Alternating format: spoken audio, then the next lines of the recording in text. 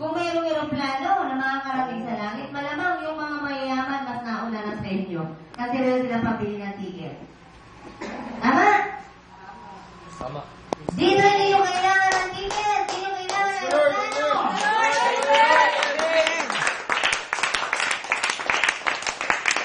Ang sabi ng Diyos, sumayo ka na. Pinahahayo na kayo.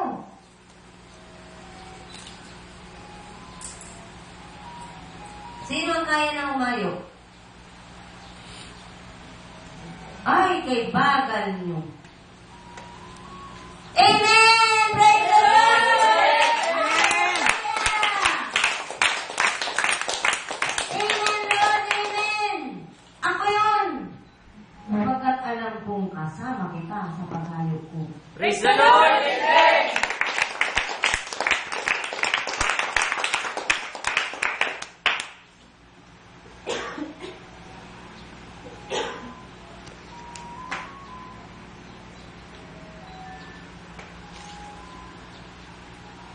Disciple, ang Panginoon, hahayo na ako. Nangangamba ako. Paano ba kung hahayo? Wala ka na. Dali mo ang paa ko kung saan mo ako gustong pumunta. Praise the Lord! Amen!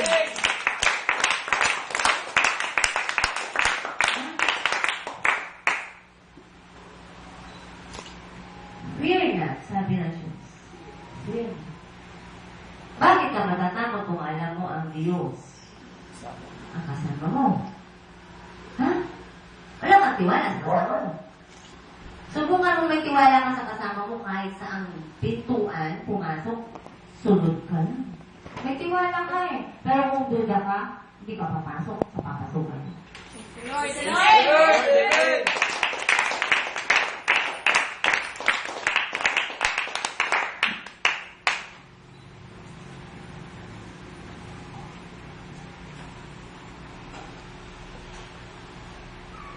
Kaya ang pagpapagal para sa Diyos, ang pinakamahalagang gawain na dapat ninyong gampayan. Praise the Lord! Praise the Lord! Amen! Kapag hindi mawawala ng kabuluhan.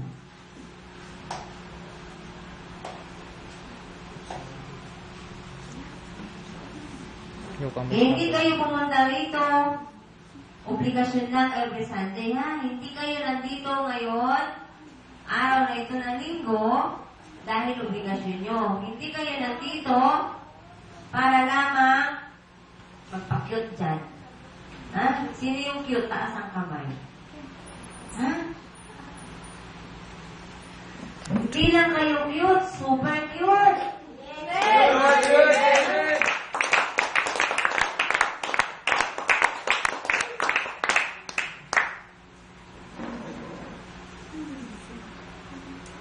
Oh, tama ng kwentuhan. Alam niyo ba? Technique yan. Once na nasa gawain ka ng Diyos, pumunta ka doon para sa Diyos.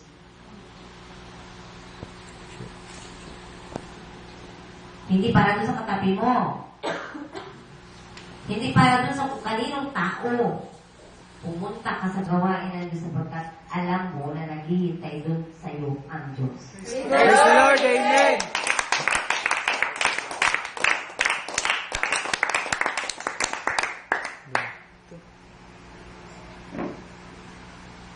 Ang gustong magkaroon ng masaganang buhay at maayos na buhay sa hinaharap, tumutok sa Diyos. Praise the Lord! Amen! Huwag kang tumutok sa problema. Huwag kang tumutok sa mga nangyayari sa paligid. Hayaan mo dumating yung October 21. Tumutok ka sa Diyos. Dumating yan o hindi, oh my God, I am with you and you are mine. Praise the Lord! Amen! Lord, I am yours and you are mine. Praise the Lord! Amen!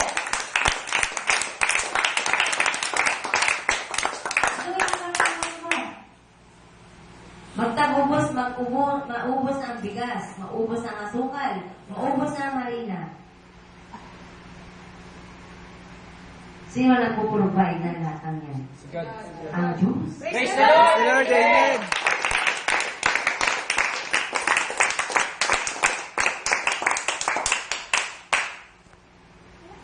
Ang faith ninyo, yan masusukat pagdating ng pagsubok. Kaya tanggapin nyo ng maluwag sa kalooban ng pagsubok. Open your arms. At tanggapin yung pagsubok at magpasalamat sa Diyos. Praise the Lord! Amen!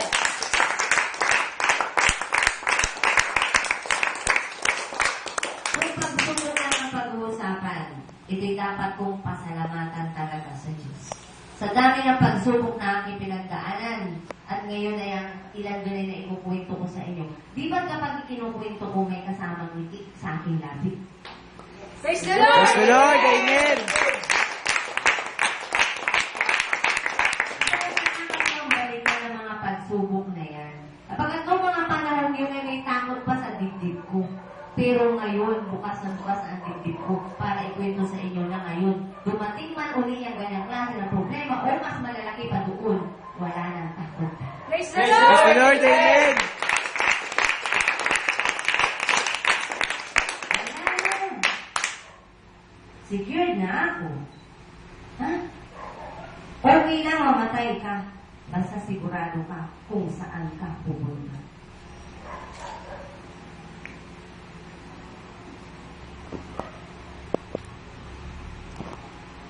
At yan, dapat yung siguraduhin. Doon sa mga estudyante, ha? Sa pre-game, sigurado, expected yung kailangan makapasa ako, ha? Mag-aaral ang mabuti para, pasado ka agad ako. Midterm, kailangan pasado ako para pagdating ng final sa kahit bumagsak ako, pasado ang prelim at midterm, sigurado, pasado ka rin sa finals niya. Praise the Lord! Praise the Lord. Amen.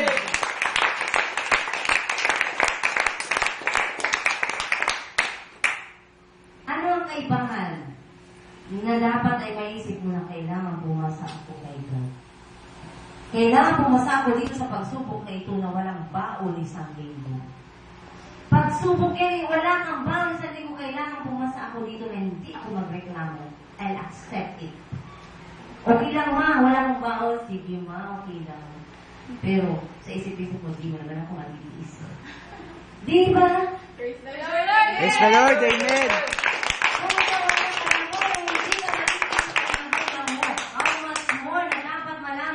Hindi ka rin matitiis ng Diyos na lumikha sa iyo. Praise the Lord. Amen.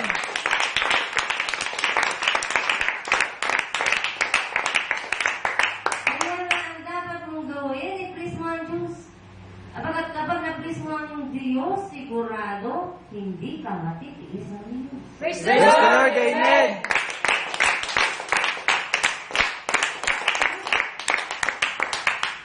Kaya na yung pagbibigay niyo sa gawain ng Diyos, napakalaking bagay niyan. Makinig kayo. Yung ika po, hindi lang pinansyal ang balik niyan sa inyo. Kapagkat ang sabi ng Diyos, subukan ninyong gawin ito.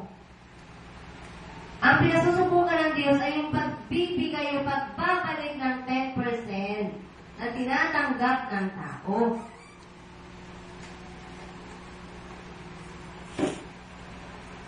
At kapag hindi mo ipinalik sa Diyos yan, ano ang sabi ng Diyos? Dinadaya ng tao ang Diyos sa pamamagitan ng ikapo at handog. At ang sabi ng Diyos, subukan ninyong gawin ito, ibalik ang tithe, so ang 10% sa Diyos, kung hindi buksan ng Diyos ang mga turong awal ng langit at ibuhos sa iyo ang masaganang pagpapala. Praise the Lord. Amen.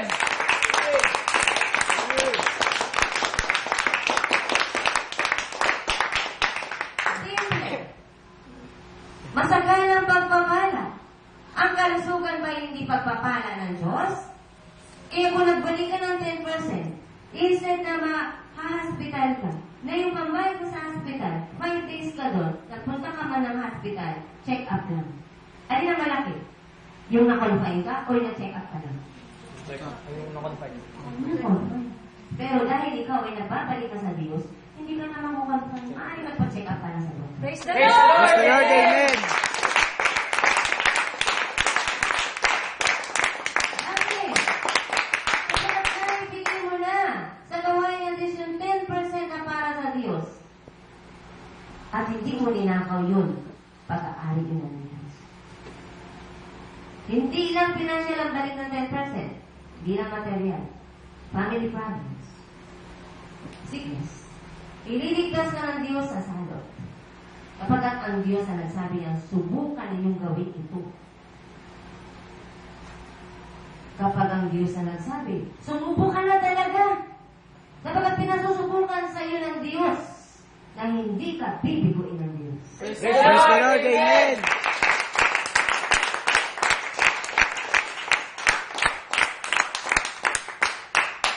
Ito sa mga hindi nangangaral ng 10%.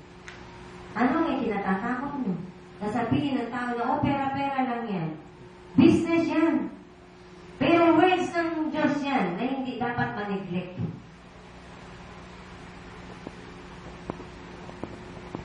Pagkatapos sabi, ang kaliit-liitang bahagi ng salita ng Diyos ay hindi mawawala ng bisa. Praise the Lord, amen.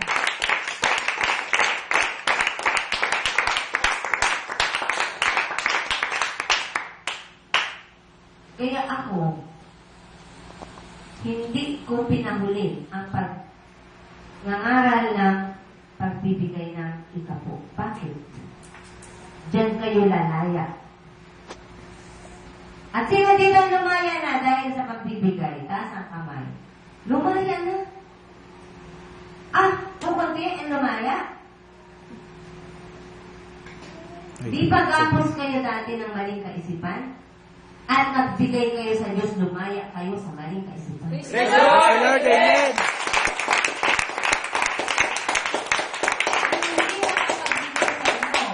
Ang hindi makapagbalik sa Diyos ng 10%, bilanggo pa ng maling kaisipan. Ha? At ano yung maling kaisipan, no? Ang sabi magbigay ka kahit magkano. Magbigay ka ng bukal sa loob. Pero ito'y salita ng Diyos na sabi ng Diyos, subukan ninyong gawin ito kung hindi buksan ko ang mga duro mawala ng langit at ibuhos sa inyo ang masaganang pagpapala. Praise the Lord, amen.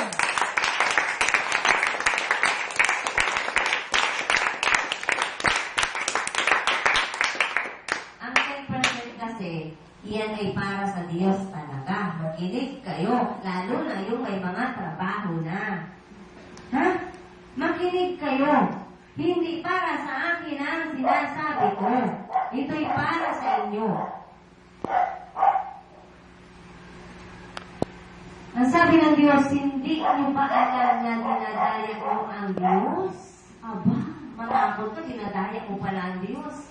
Sa anong paraan? Sa mga ikapo at handog. Ha?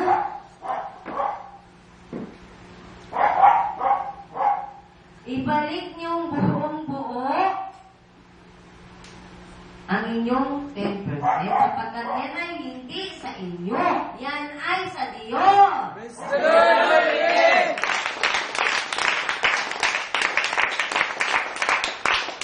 At paano nagsasabi sa Diyos? Kung nasaan ka, nandoon nakikinig ng salita ng Diyos at doon ka binabago ng Diyos at doon ka nagkakaroon ng buhay, sa gawain yun, doon mo ibalik ang 10%. Praise the Lord,